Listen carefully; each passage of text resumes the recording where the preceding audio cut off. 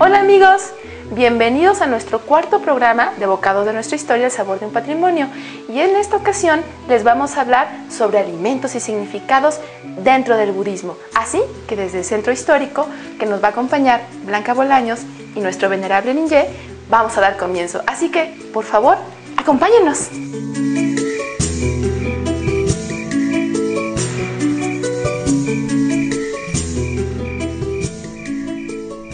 ¿Qué tal amigos? Pues bienvenidos a otra sesión de la quinta temporada de Bocados de nuestra historia, el sabor de un patrimonio.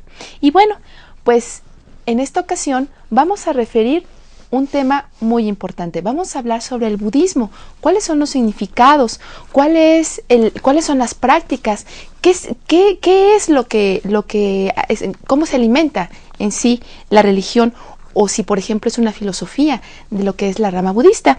Así que para comentar sobre este tema tan interesante tenemos aquí a dos personas, en las cuales vamos a presentarlas. Tenemos el agrado aquí de presentar a Blanca Bolaños.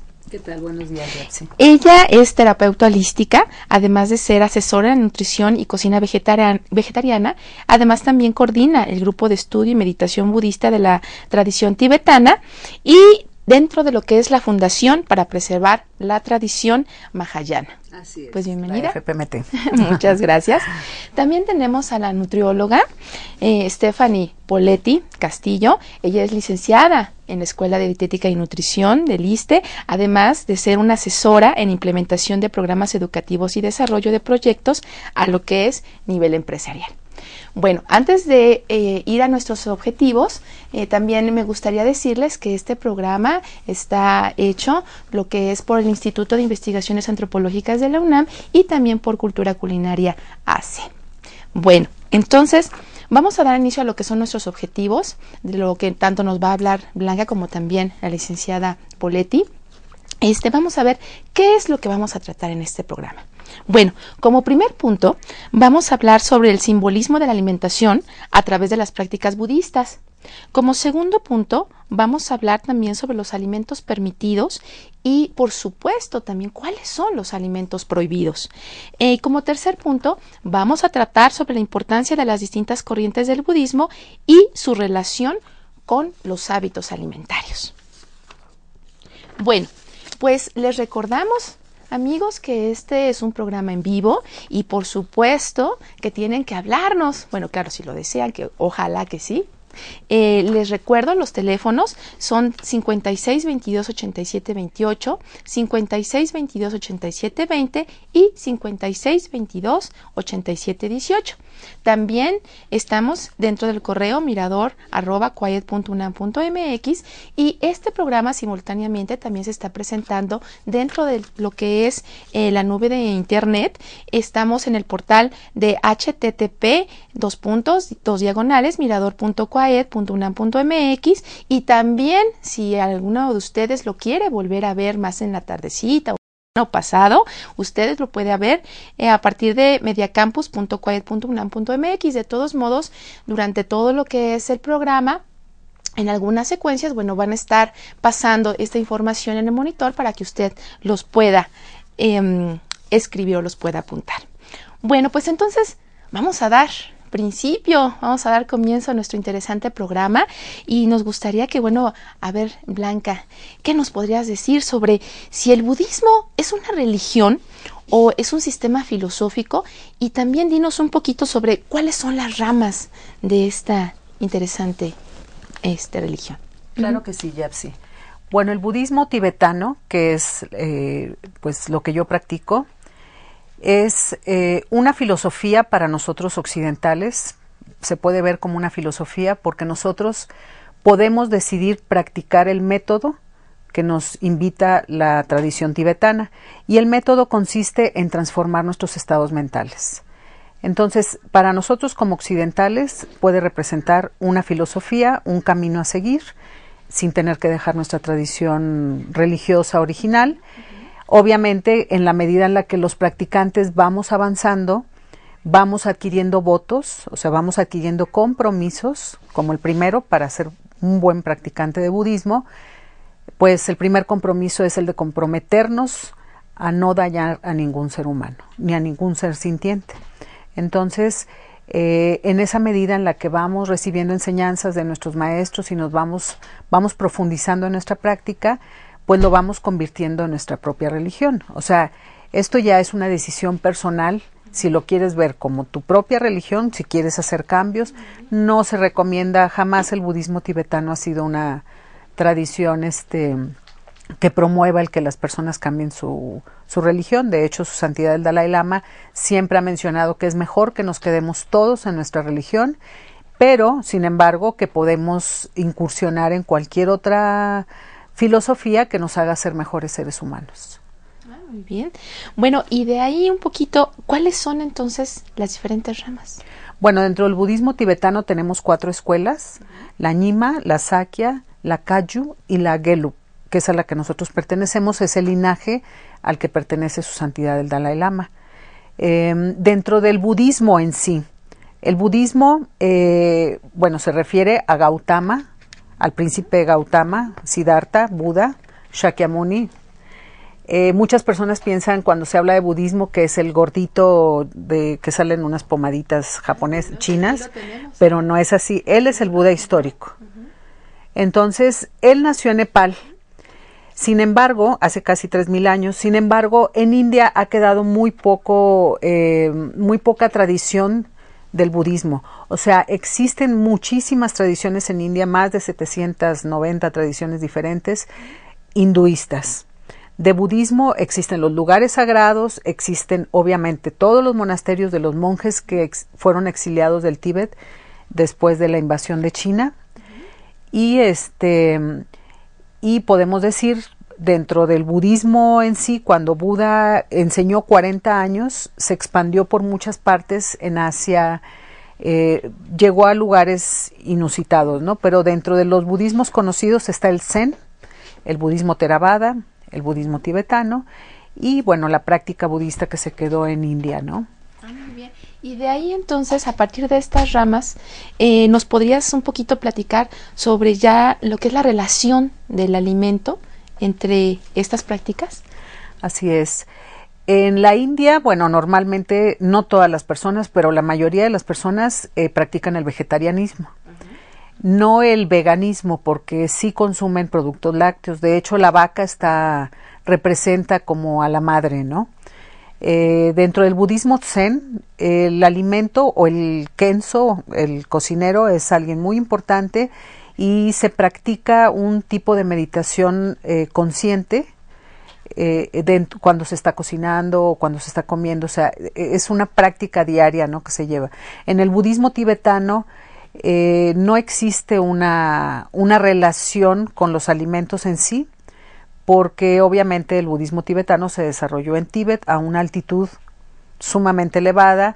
En ese lugar, bueno, pues había poco alimento y la tradición pues era muy rudimentaria, la tradición alimenticia, ¿no? De hecho comían yaks, todo lo que se derivaba del yak, es un animal enorme, tipo como un cebú, algo así. Y bueno, dentro del budismo tibetano, lo que sí es algo representativo es, por ejemplo, Losar, cuando se festeja el Año Nuevo tibetano, pues se festeja haciendo momos, que es uno de los platillos que vamos a presentar que hicimos más adelantito. Es un tipo de platillo que es muy, se festeja, que es muy tradicional, pero no existe una práctica, vamos a llamar asceta dentro del budismo tibetano. El ascetismo no se practica. Probablemente en alguna de las tradiciones que hayan quedado en India, pues sí, porque se llevan ayunos y todo esto, ¿no? Okay. Bueno, tú también ahorita acabaste de hacer referencia sobre la situación geográfica que ellos tienen, que también tiene que ver bastante con su alimentación. Y ahí sí me gustaría preguntarle un poquito más a Stephanie. ¿Tú, por ejemplo, consideras o cómo se puede tomar en cuenta dentro de esta cultura la ubicación geográfica para tomar las decisiones del tipo de alimentación que ellos requieren o cómo es que ellos pueden proveerse de esto? Bueno, siempre es importante tomar en cuenta la ubicación geográfica y la cultura a la que nos estamos dirigiendo. Por ejemplo, si cambiamos a vivir a una ciudad, tendremos que tener alguna alimentación con un poco de más antioxidantes, más fibra, por el estilo de vida que se lleva en la ciudad, ¿no? Y si vamos, por ejemplo, a la montaña, será mejor consumir alimentos que nos proporcionen calor. En este caso, puede ser un chai. Un chai es como un té de la India, ¿no? Muy, muy famoso, con cardamomo y varias cositas ahí. O, por ejemplo, tenemos el ejemplo de las personas que viven en una ciudad y van a un pueblo y les dan leche bronca cuando están acostumbradas a tomar leche industrializada. Bueno, pues les dan síndromes diarreicos, etcétera, ¿no? Entonces, esta parte de la ubicación geográfica es muy importante. Bueno, te voy a interrumpir un poquito, sí. Ahorita volvemos. Amigos, los vamos a invitar a ir a un testimonio con Venerable Ninje para que nos hable un poquito más sobre las referencias alimentarias. Y continuamos.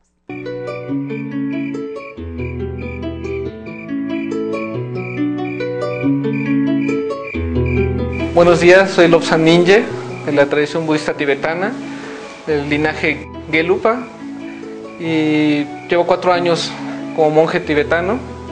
He practicado tanto en monasterios en Oriente y en Occidente, y me han pedido que hable un poco sobre las costumbres en los rituales de la gastronomía o la comida entre los rituales tibetanos y las diferentes culturas del budismo. Principalmente hay que tomar dos puntos de referencia. El budismo tiene 2 senderos de practicantes: el Hinayana o camino angosto y el Mahayana, el gran camino. Dentro del Hinayana son aquellos monjes que comúnmente hemos podido ver, sea en revistas o en películas, que su vestimenta es amarilla. Son los que más van apegados a la regla del Buda Shakyamuni, el Buda histórico, en el cual su práctica alimenticia se basa principalmente en ir mendicando, ya sea en algunos templos o lugares ceremoniales o en los pueblos, y solo exponer su bol, y textualmente que todo lo que caiga en el bol es el alimento para ese día. Comúnmente se bendiga nomás una vez al día y ellos nomás comen una vez al día. Entonces, si en el bol se ofrecen carne, verduras o cualquier cosa, frutos, es lo que come el monje. Y no puede discriminar la comida, no puede identificarse como que me gusta, no me gusta, agradable, desagradable. El monje tiene como regla comer de ese bol o compartir de ese bol con sus demás hermanos. Y dentro del budismo Mahayana es aquel corriente donde comúnmente conocemos todas estas escuelas o están contenidas todas estas escuelas, como el budismo tibetano, el budismo zen, el Chan, que es en China, el coreano, donde cada escuela tiene como sus diferentes prácticas o formas de interactuar con lo que es la comida. Dentro del budismo zen, comúnmente, y Chan, que es muy parecido, de hecho el zen viene del budismo chino, más que en chino se dice Chan y en zen, en japonés se dice zen. Aquí la regla o sus costumbres alimenticias son muy refinadas en el punto de vista. Han creado todo un protocolo y han creado textos, como lo que pasa en la escuela de Soto Zen, donde el maestro Dogen crea un manual de cómo tiene la persona que cocina los alimentos, cómo tiene que ir la mente, una mente bondadosa, ya que va a alimentar a otros seres vivos que dentro del budismo tibetano creemos que cada ser vivo tiene el potencial de ser un Buda o un plenamente consciente.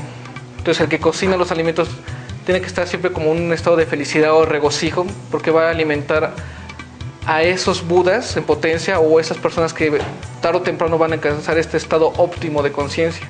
También con su conducta siempre tiene que estar consciente, porque en el budismo lo que le practicamos mucho es el refinamiento de la atención, y más en la cocina tienes que siempre estar como plenamente estable en tu mente, apacible, y no impregnar y no maltratar los alimentos, porque también como cualquier amigo, cuando ustedes invitan a alguien a su casa, siempre quiere ofrecer lo mejor a esos invitados, porque son personas agradables, son personas respetables.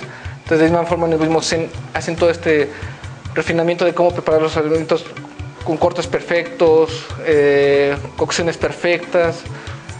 Todo es muy refinado, con mucha atención, y ya lo que es la mental, la física, y la hora de presentar los alimentos también tiene toda una ética de presentarlos, ya que en las cosas que hacemos cotidianamente está reflejado cómo llevamos nuestra mente. Entonces si solo aventamos los alimentos y los exponen de una forma no muy agradable, es en realidad la representación de cómo tienes tu mente, como no tiene un orden, no tiene un refinamiento en todo lo que es su presentación, o cómo tiene ordenados sus pensamientos. Entonces el budismo Zen tiene todo este refinamiento en estos tres aspectos, externos y internos. Y ya en escuelas como la tibetana, que es la que yo tengo más conocimiento, en realidad es muy difícil hablar sobre los alimentos dentro de lo que es el practicante, ya que nos apegamos mucho en la regla del budismo, donde dice que Buda Shakyamuni textualmente, de que no tenemos como lo que pasa en otras religiones como el catolicismo, donde tienen festividades especiales. Nosotros nomás obtenemos los alimentos como una fuente para mantener el cuerpo.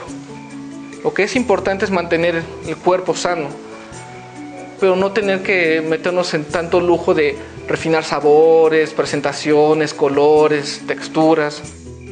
Solo comemos lo que es necesario para mantener el cuerpo.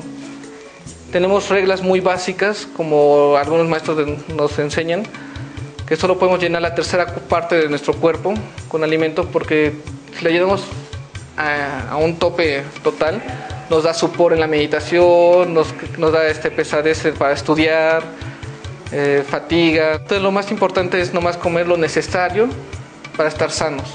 Y en el budismo tibetano también tenemos grandes escuelas como de los yogis, donde todavía su importancia en la comida es muy básica.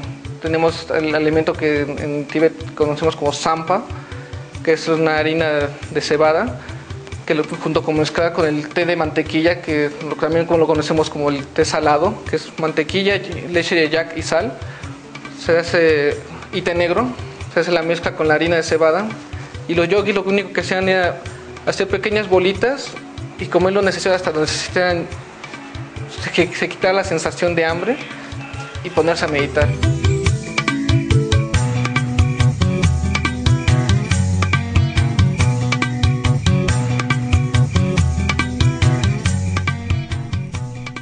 Bueno, pues ya hemos visto este interesante comentario de Venerable Ninjé acerca de un poquito más sobre los significados de los alimentos de estos monjes. Pero bueno, retomando un poquito la pregunta anterior que nos estaba comentando aquí la licenciada Stephanie Poletti sobre si la geografía tenía que ver bastante a partir de lo que es el significado o también el momento de retomar los alimentos, o sea, ¿cómo es la geografía? ¿Qué es lo que tiene que ver con esta forma de alimentarse? Bueno, por ejemplo, hay que considerar, como les decía, la ubicación geográfica. Tíbet es un lugar que está aproximadamente a 6,000 metros de altura y pues las personas obviamente llevan un estilo de vida muy rudimentario, ¿no? Es como estar subiendo, bajando, muchísima actividad pesada, y pues por lo tanto ocupan muchísimas más calorías. El problema de ahora es que, bueno, los monjes están viviendo ahora en el sur de India, teniendo la misma alimentación que tenían en Tíbet. Entonces ahorita se están presentando algunos problemas de diabetes y todo lo que son las enfermedades crónicas en estas personas. Por lo tanto, bueno, a mí se me hace como importante considerar esa parte del cambio de ubicación y de estilo de vida de todas las actividades que se están llevando, ¿no? Muy bien. Bueno, también hay que considerar un poquito lo que es la situación cultural, pero como buena nutrióloga, vamos a ver la cuestión ya nutrimental. Bueno, entonces, Blanca, ¿desde cuándo contamos con registros del budismo ya aquí en México? Bueno, en México yo personalmente no conozco ningún registro como tal, probablemente, no sé, Casa Tíbet tenga algún dato así específico, pero lo que sí sabemos es que a Occidente llega el budismo el budismo tibetano y también las prácticas hinduistas en los años 60, con el movimiento hippie. Gracias a ellos, a estos nómadas de Peace and Love que estuvieron en India, llamó mucho la atención para ellos las prácticas espirituales, el budismo. Gracias a ellos, y lo dicen nuestros lamas, nuestros maestros, es que en Occidente llegó a introducirse el budismo, ¿no? Entonces, muchos de ellos, de estos old hippies, son ahora monjes bastante virtuosos. Toda esa energía, toda esa rebeldía se dirigió ahora para beneficiar a todos los seres, en muchos de ellos, y es muy muy agradable de repente ver a algunos de ellos y saber las historias, ¿no? Ha de ser. Y bueno, a partir de ahí también, ¿cuáles son algunas prácticas o ritos alimentarios ya relevantes dentro del budismo? Bueno, que ahorita estamos hablando más del budismo que tú trabajas, que es el budismo tibetano. Así es. Pues mira, podría decirse que podría ser la práctica del ñuñe, creo que Venerable Ninja lo comentó también. Es una práctica en la que se lleva a cabo un ayuno de fin de semana, junto con postraciones y con oraciones y todo que se dedican, ¿no? Porque es una renuncia que se hace consciente. De hecho, los ayunos y las prácticas, pues podríamos llamarles radicales. El Buda se dio cuenta después de llevarlas a cabo que sí podía hacer una práctica para poder controlar el cuerpo, pero que de nada ayudaba, o sea, no ayudaba a la mente, a transformar la mente. Entonces, y además era algo muy radical. Dentro del budismo tibetano ni se practica, o sea, el nihilismo ni el absolutismo. Tratamos de recorrer un camino medio. Entonces, por eso mismo no se le obliga a las personas, o no se nos obliga a que tengamos que tener un cierto tipo de alimentación o dejar de comer tales días o tales días, no. Lo único que sí es relevante, como se menciona en el libro de Lama Zoepa, que eres un gran erudito en el tema del vegetarianismo, es que el Buda siempre en todos sus sutras, que son sus discursos, nunca dejó de recalcar la importancia vital de que nosotros respetemos la vida de todos los seres sintientes, incluyendo los más pequeñitos insectos. Entonces, pues podríamos hablar que esta es la práctica. Hay otra práctica que se llama Tsok, son unos ofrecimientos también que se hace dentro del budismo, algunas otras escuelas también lo practican, y ahí también se hacen ofrecimientos de algunos alimentos, aunque diariamente en nuestro altar, pues además de las flores, del incienso, de la música, porque tenemos que hacer ofrecimientos de ciertos tipos, también ofrecemos alimentos. ¿Y hay alimentos especiales para ofrendar? Pues se dice que a los budas tenemos que ofrecer, es como a nuestros padres, a las personas que más respetamos y queremos en esta vida, pues siempre ofrecemos lo mejor de los alimentos. Entonces a los budas se les ofrecen dulces, jugos, fruta fresca. Siempre tratamos, ahora no siempre es necesario cuando no hay una economía que nos permita hacer un extenso ofrecimiento en un altar, con el simple hecho de nuestra motivación y visualizar esos ofrecimientos como lo mejor para ellos, pues con eso es suficiente. Pero siempre es alimentos dulces, alimentos frescos, ¿no? Stephanie, ¿quisieras argumentar un poquito más sobre de esto? En cuestión nutrimental, ¿cómo es esta referencia que nos está platicando ahorita Blanca? Bueno, normalmente, digo, sí hacemos práctica, o sea, ofrecemos algunos elementos, no sé, en el SOC, en algunas prácticas que las tienen que llevar maestros ya con cierto conocimiento, bueno, con realizaciones y todo, se ofrece carne, pero normalmente no es una práctica, ni tampoco poner en los altares carne, sino siempre jugos, fruta. Sí, con respecto a las prácticas ascetas, como decía Blanca, siempre es importante como encontrar el camino medio, que es pues lo que nos dice esta religión. Y sobre todo no afectar a la parte de la salud, ¿no? Porque siempre los extremos nos van a llevar a esa parte de afectarnos a nosotros mismos, ¿no? Y como que no es el objetivo. Entonces, las prácticas ascetas, por supuesto que tienen un efecto nocivo para la salud y no se practican en esta religión. Muy bien. Pero podríamos decir un poquito, hablar sobre, no sé cómo es la práctica de la reencarnación. ¿Se cree en la reencarnación? Sí, obviamente. También por eso el tipo de alimentación. Más que la palabra reencarnación, lo más adecuado es hablar de renacimiento. Porque pues no siempre estamos seguros que vamos a tomar un cuerpo humano, y entonces por eso estamos haciendo una práctica dedicada al beneficio de los demás seres, para lograr obtener esos méritos y poder obtener un renacimiento afortunado en el cual podamos seguir ofreciendo servicio a todos los seres. Por eso una toma de cuidado de qué es lo que comemos. Incluye, no solamente por lo que nosotros comemos. Por ejemplo, hay yo conozco muchas otras tradiciones en la India, en donde, por ejemplo, los champiñones, todo lo que crece bajo tierra, pues son alimentos que están prohibidos. Pero, a ver, tantito te voy a distraer porque vamos a pausa claro, y ahorita volvemos a retomar. Entonces, amigos, vamos a una pausa y por favor no se vayan, porque regresando les voy a decir, tenemos algunos obsequios y para que sepan qué preguntas son las que tienen que contestar para ello. Regresamos.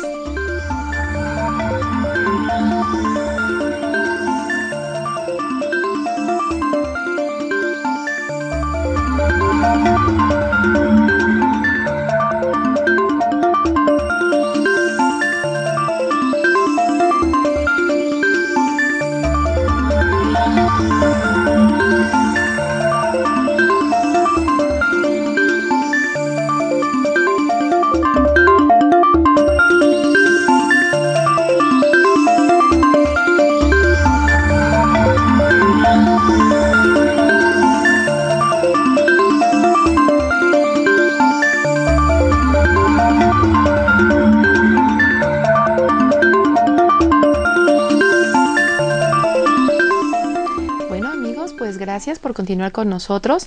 Y entonces ahora sí vamos a platicarles un poquito sobre los obsequios que tenemos para ustedes.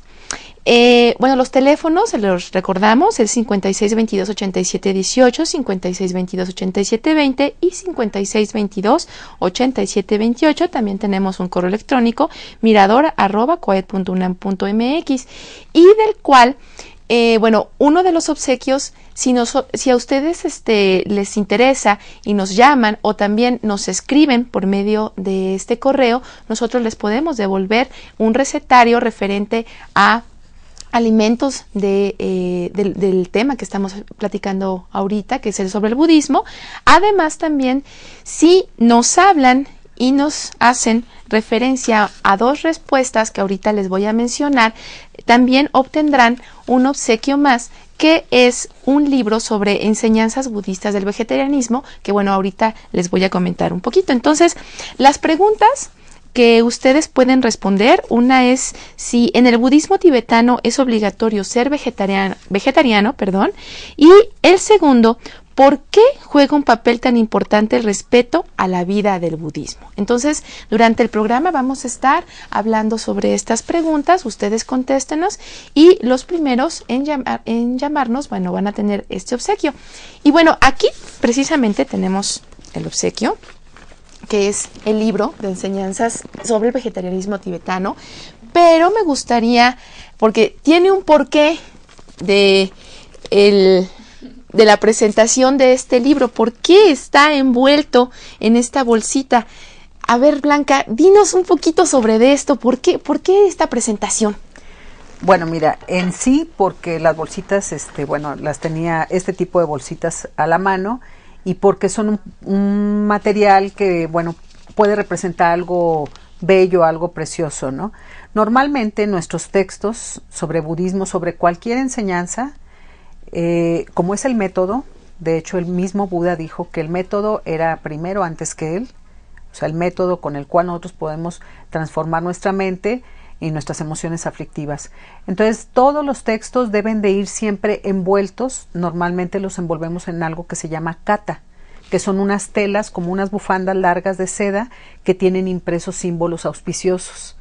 Entonces, en esto se envuelven los textos y siempre se deben de guardar en un lugar en alto, nunca deben de estar en el piso, no debemos de poner lentes ni celulares, nada de esto, porque obviamente ningún libro, ¿verdad? Normalmente siempre hay que respetar los libros, pero en especial los libros que nos ayudan a transformar nuestra mente, pues son objetos muy preciados y se les considera objetos sagrados, ¿no? Entonces, pues hoy se me ocurrió no regalar el libro de esta forma sin una protección, para que las personas tengan siempre donde guardar, y ojalá que en esa bolsita también después metan su libreta y sus apuntes y sus recetas de cocina vegetariana. Muy bien, así que ya ven, amigos, con todo y kata se van a llevar su libro. Así es. Así que pues vamos a seguirle dando a estas preguntas tan interesantes que nos están comentando, y no sé si me podrían decir ¿qué significado tiene el alimento en la vida cotidiana de las personas practicantes de esta religión?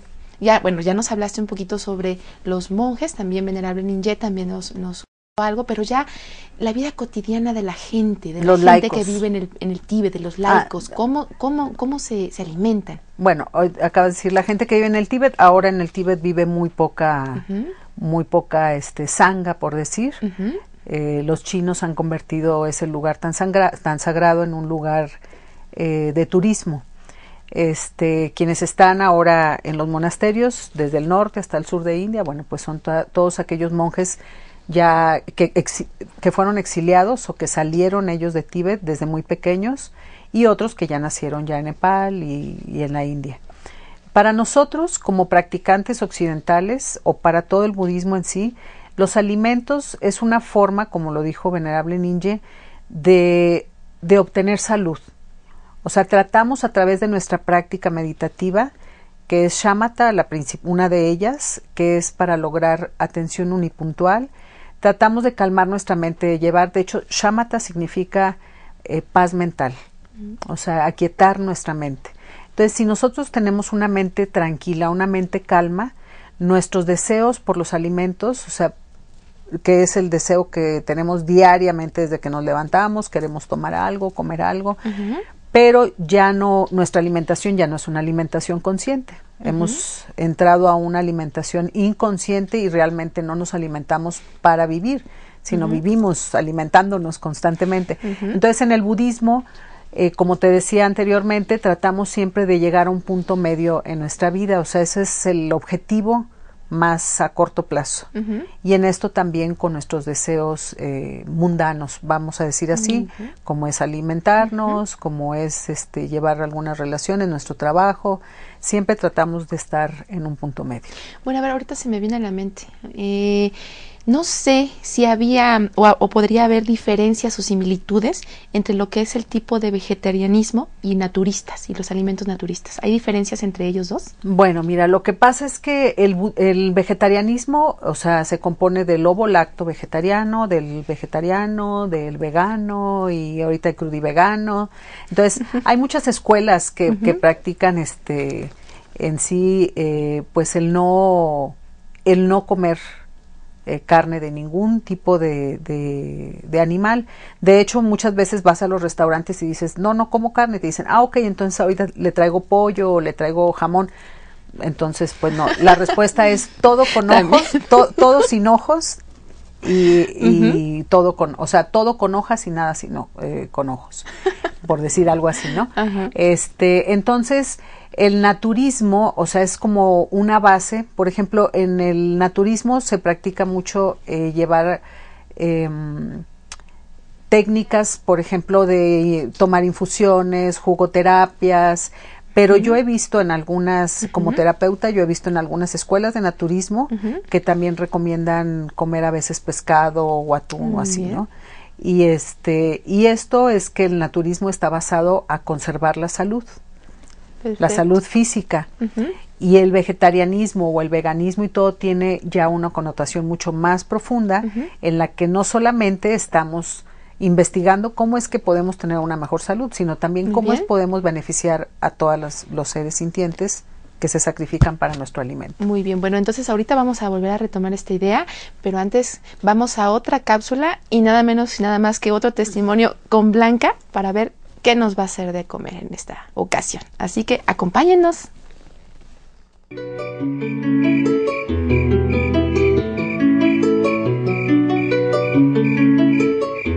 Hola, ¿qué tal? Mi nombre es Blanca Bolaños y gracias por la invitación que me hace este maravilloso programa sobre tradiciones y filosofía dentro de los alimentos. En este momento vamos a hablar sobre algunos platillos que son muy tradicionales en India y en Tíbet. Estamos dirigiéndonos hacia lo que es budismo tibetano y bueno, como bien sabemos, en Tíbet pues la situación geográfica no les había permitido durante mucho tiempo tener pues una comida vasta, hablando dentro de frutas y verduras. Ellos normalmente, uno de los alimentos más consumidos por ellos son los momos, que están hechos con harina. Eso es un tipo de ravioli relleno. En Tíbet, en aquella época, bueno, se rellenaban de carne de yak o de oveja.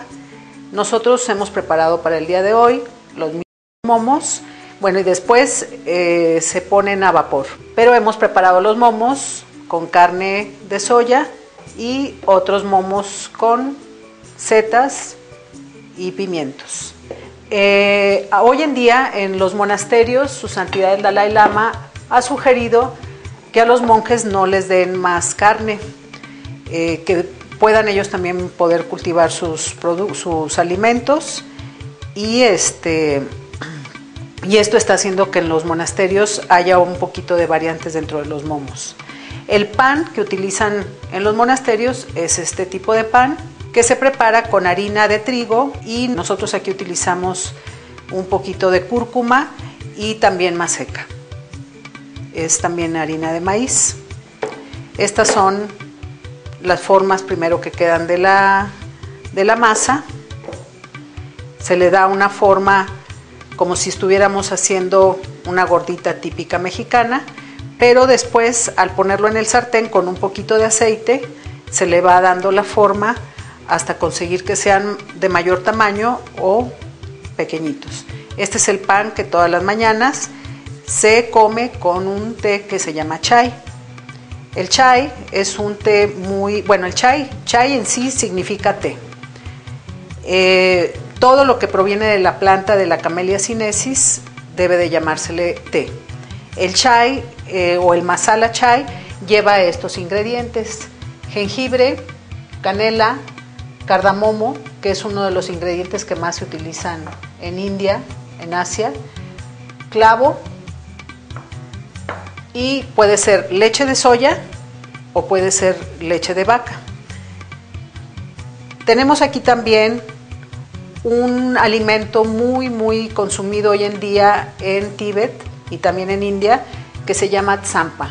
Esta tsampa está más occidentalizada porque contiene muchos más granos de los que contiene este alimento en Tíbet.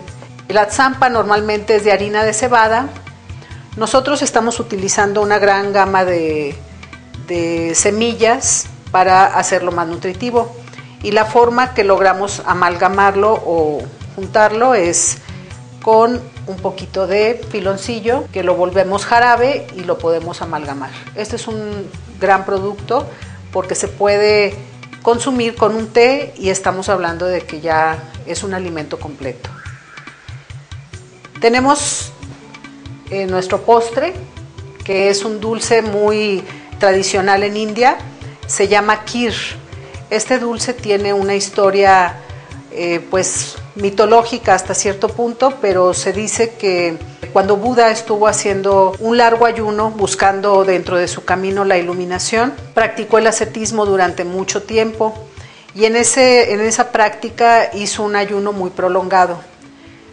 En una colina en donde él estaba haciendo su ayuno pasó una chica que era oriunda del lugar, y cuando vio al Buda en bajo ese estado que ya estaba él, su cuerpo ya estaba muy marchitado, ella fue y inmediatamente hizo este ofrecimiento de este dulce al Buda. Este dulce es un dulce típico de arroz con leche, pero lo que lo hace muy exótico y lo que lleva en India, pues es también cardamomo, lleva también canela, lleva algunos frutos secos, nueces, almendras, y bueno, pues el color, este color amarillo dulce, se lo da el cúrcuma o el azafrán. Por así decir, bueno, estos son los alimentos que normalmente se consumen más dentro del budismo: el chai, el kheer, los momos, el pan tibetano, tsampa, y el té chai, masala chai. Esto es lo que tenemos más o menos como una gran exposición, aunque es pequeña, pero de estos alimentos que son lo que más se consume en India.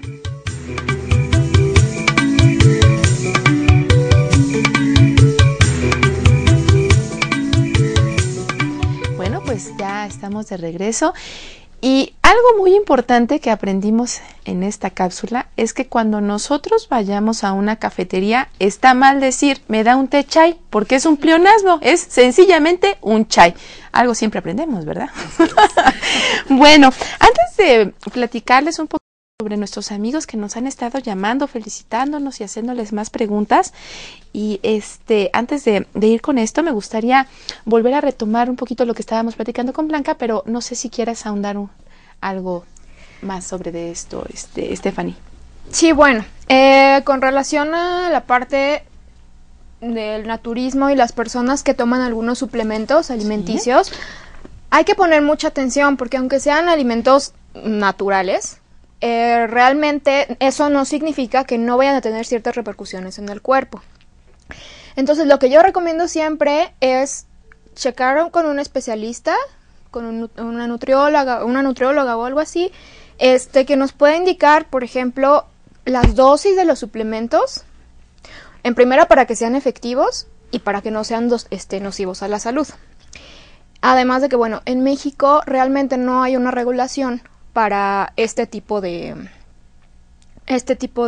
suplementos, porque no entran dentro de la rama de los medicamentos. Entonces, la regulación, pues, realmente está, pues, muy mal, ¿no? Uh-huh. Entonces, recomiendo eso, y también que se hagan valoraciones, por ejemplo, de masa muscular, de grasa corporal, de hierro, para ver si son candidatos a cambiar el tipo de dieta esas personas, ¿no? Uh-huh. Porque, bueno, muchas veces si no sabemos cómo complementar una proteína de alto valor biológico, es decir, que sea formadora de músculos y que nos nutra realmente, uh-huh. Tendemos a bajar la masa muscular, o también si no sabemos cómo cambiar el tipo de hierro de las verduras, uh-huh. Podemos padecer anemia, por ejemplo. Entonces, algunos tips es que a las verduras, por ejemplo, a las personas que son vegetarianas, las combinen con un poquito de vitamina C, no sé, una guayaba o un poco de limón. ¿Para qué? Para que el estado del hierro cambie y se pueda absorber. Y para una buena proteína, uh-huh. se puede combinar algún cereal con una leguminosa. Ah, muy bien. Uh-huh. Bueno, pues ya tenemos otras opciones. Bueno, damos gracias también a nuestros amigos que nos hablan, por ejemplo, Adriana Romero Dueñas, que ella nos pregunta sobre el respeto a la vida, por qué se cree en la reencarnación, si se puede comer carne, que bueno, ya nos hablaste un poquito de esto, Blanca, que bueno, que no es reencarnación, ¿cómo nos dijiste que Renacimiento. es renacimiento, más bien? Muy bien. Bueno, también nos habla María Guadalupe Álvarez Orozco, que quiere su recetario. Por supuesto que le vamos a mandar su recetario, pero bueno, aquí no nos mandó algún correo. Ah, no, sí, aquí está su correo. Por supuesto que le vamos a mandar su recetario. También nos habla Laura Elena García Romero, que muchas felicitaciones por estar y por la plática y por la charla que ustedes están comentando. También Hernández Pardo Yolanda, Ernesto Jesús Lara, que felicitaciones. María Teresa Aquino, también muchas felicitaciones por el programa. Y ella nos pregunta por qué se considera no hacer daño a ningún ser viviente. Porque dentro de las faltas que se pueden considerar faltas graves que podrían llevarnos a obtener un renacimiento desafortunado, la falta más grave es la de tomar la vida de cualquier ser sintiente. En esto estamos hablando como ser sintiente nosotros, humanos, y todos los seres que consideramos dentro del budismo tibetano que poseen un continuo mental. Entre ellos están, como decía, hasta el más pequeño insecto. Y bueno, pues dentro de esta práctica, o yo creo que filosóficamente hablando, o ya si mundanamente hablando, creo que el tomar la vida de cualquier ser es algo bastante grave, porque no solamente afectamos a esa persona directamente, afectamos a todo nuestro planeta y nos afectamos todos realmente, ¿no?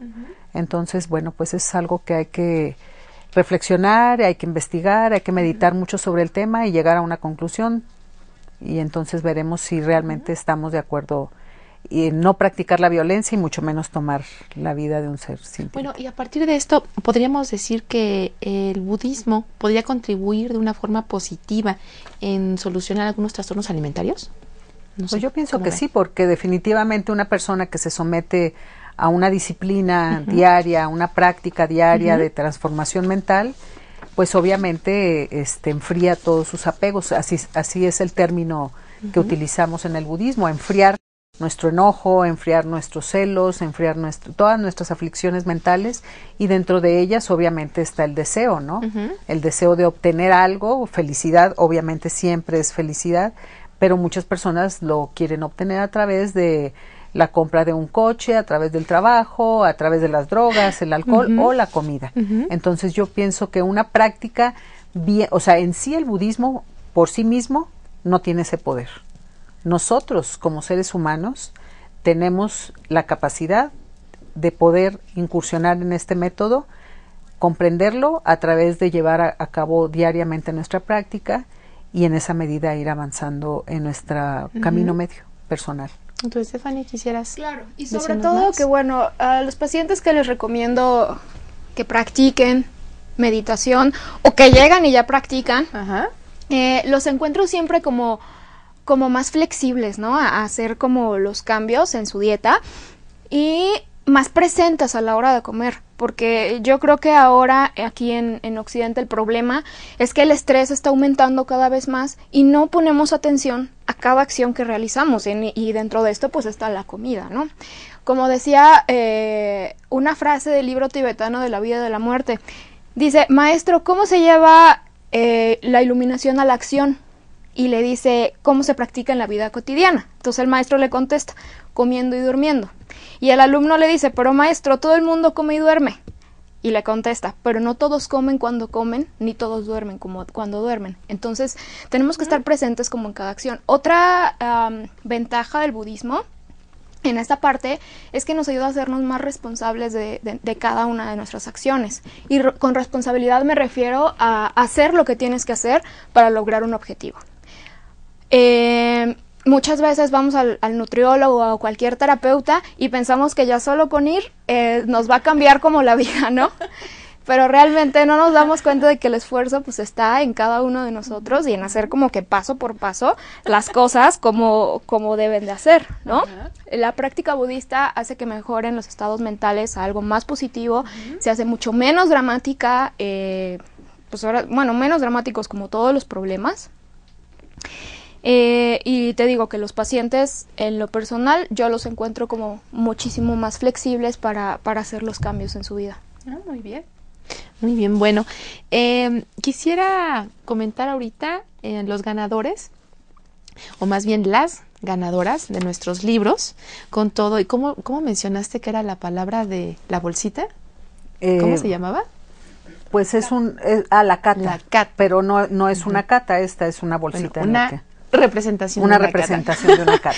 Entonces, bueno, una de las ganadoras es Marcela Martínez, quien contestó bien la pregunta, y otra de nuestras amigas es Ivette Castañeda. Así que, bueno, ustedes pueden ir a recoger sus obsequios en el Instituto de Investigaciones Antropológicas de la UNAM. Y bueno, si ustedes tienen también un correo, ya ahí les dirán en dónde está, que no hay mucho problema. Está junto a la tienda UNAM, a un costado del Metro CEU, para que puedan ustedes recoger sus obsequios. Y bueno, pues desgraciadamente el tiempo corre, así que vamos a concluir rápidamente. No sé, Blanca, ¿con qué nos quieres hacer una conclusión antes de despedirnos? Bueno, pues yo quisiera agradecer principalmente a ti, a la producción, gracias, a la UNAM, a todos los que están involucrados en la producción de este magnífico programa, el habernos dado la oportunidad de poner un poquito, exponer nuestro muy poquito conocimiento sobre el tema y motivar así a algunas personas a realizar algunos cambios. Entre ellos, bueno, pues agradecerle a Lama Thubten Soepa, que él es un maestro tibetano de nuestra tradición de la FPMT, por por habernos dado este tipo de joya. Se le considera una joya a un libro como este. Él va a estar aquí en México a partir del día 1 de noviembre. Y quisiera adelantarme un poquito, el domingo 4, va a haber un evento con él, precisamente es una liberación de animales aquí en Cuemanco. Pueden acceder a la página en Facebook de La Joya que concede los deseos.